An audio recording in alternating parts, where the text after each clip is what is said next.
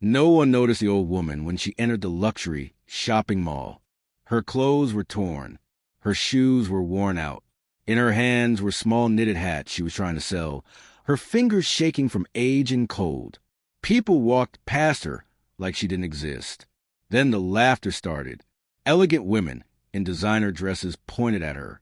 They whispered. They smiled cruelly. One of them laughed louder than the rest. And standing among them was her own sister, a woman with a white face, perfect makeup, and expensive heels, mocking her in public. But beside the old woman stood another figure, a dark-skinned woman, quiet, calm, watching everything. She didn't raise her voice. She didn't insult anyone. She just took one step forward. And in the next few minutes, every person in that mall would feel ashamed of who they were, because kindness doesn't wear luxury, and respect has nothing to do with skin color. The luxury mall was filled with soft music, polished floors, and the smell of expensive perfume. It was the kind of place where people came to feel important, where brand names spoke louder than human values. Glass storefronts reflected perfect images, wealth, beauty, success. And in the middle of all that perfection stood an old woman who didn't belong. Her back was slightly bent. Her coat had tears along the sleeves, and the scarf on her head had clearly seen many winters. In her hands, she held a small basket filled with handmade knitted hats. She didn't beg. She didn't shout. She simply stood there, quietly offering them to anyone who made eye contact. Most people didn't. Some pretended to check their phones. Others walked faster. A few glanced at her and immediately looked away, as if poverty were contagious. Then a group of luxury women noticed her.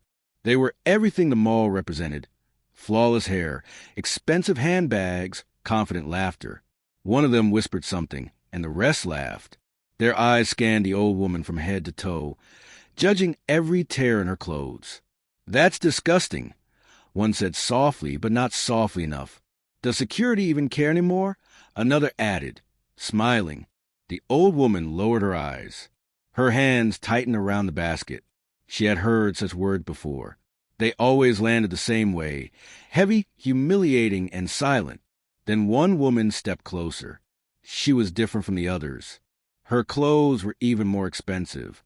Her posture more confident. Her face, white polished, flawless, carried a smirk that showed no mercy. She looked at the old woman and laughed openly. "Selling this trash here?" she said. "Do you really think people like us will wear something like that?" The laughter grew louder. The old woman's lips trembled. She tried to speak, but no words came out. Years of survival had taught her silence was safer. What the women didn't know, what none of them realized, was that standing just a few steps away was another woman who had been watching everything. She was dark-skinned, simply dressed. No luxury labels, no loud confidence, just dignity. Her eyes were fixed on the old woman, not with pity, but with recognition. She knew that look, the look of someone who had spent a lifetime being judged before being understood. And then she heard the voice that made her heart tighten. The mocking woman, the white-faced woman, was her sister, the twin she had grown up with, the one who had chosen status over soul, the one who believed respect could be bought. The dark-skinned sister took a deep breath. This wasn't about family anymore. This was about humanity. She stepped closer to the old woman. The mall grew quieter, though no one noticed at first. Conversation slowed. Laughter faded. Something had shifted, not loudly, but deeply. The dark-skinned woman stood beside the old woman, close enough to feel her shaking. She gently placed a hand on her shoulder. It was a small gesture, but it carried a strength that the luxury around them lacked. She turned toward the group of women. Her voice was calm, steady, clear. "Why is her existence funny to you?" she asked. The laughter stopped. People turned. Shoppers paused. Even store employees looked up from behind glass counters. The white-faced sister rolled her eyes. "Relax. We're just having fun." The dark-skinned woman didn't raise her voice. She didn't insult anyone. She simply looked around. "Fun is laughing together," she said. "Not laughing at someone who's already carrying more pain than you can imagine." Silence. She gestured gently toward the old woman. Do you know her story? No one answered. Do you know how many nights she's gone to sleep hungry? How many times she's been invisible? How many times people like you decided she wasn't worth basic respect? Her eyes met her sister's. And do you know what hurts the most? She continued. Not poverty, not age, but humiliation. The white-faced sister's smile faded. For the first time, uncertainty appeared on her face. The dark-skinned woman turned back to the crowd. One day, every single one of us will need kindness. And on that day, money won't matter. Skin color won't matter. Status won't matter. She looked down, picked up one of the knitted hats, and held it up.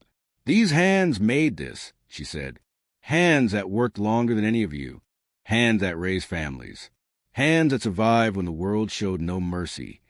People shifted uncomfortably. A woman near the back wiped her eyes.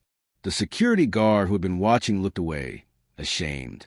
The dark-skinned woman faced the old woman now. You don't belong on the floor, she said softly.